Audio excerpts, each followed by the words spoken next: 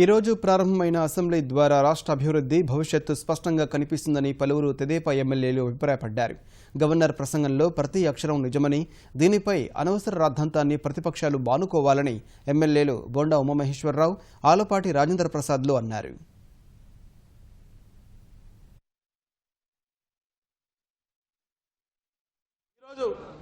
రాష్ట్ర నవ్యాంధ్రప్రదేశ్ చరిత్రలో ప్రగతికి దిక్సూచిగా ఇవాళ గవర్నర్ గారి ప్రసంగం సాగింది.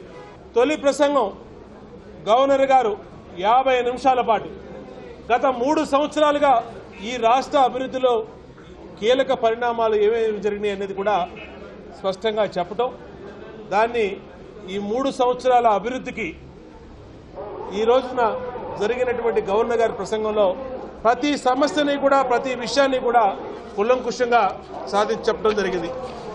ఇవాళ పట్టసీమ ద్వారా నీటిని కృష్ణా అదేవిధంగా గుంటూరు జిల్లాలకి నీరు అందిస్తే పట్టిసీమ పనికిరాదన్న వాళ్ళకి మీకేం అర్థమైంది ఆ నీటి విధానం అని చెప్పి నేను అడుగుతాను.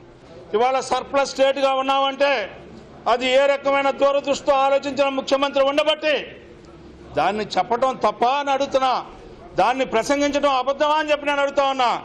ఏది గవర్నర్ ప్రసంగంలో అబద్ధం ఉందని చెప్పి నేను అడుగుతా ఉన్నా.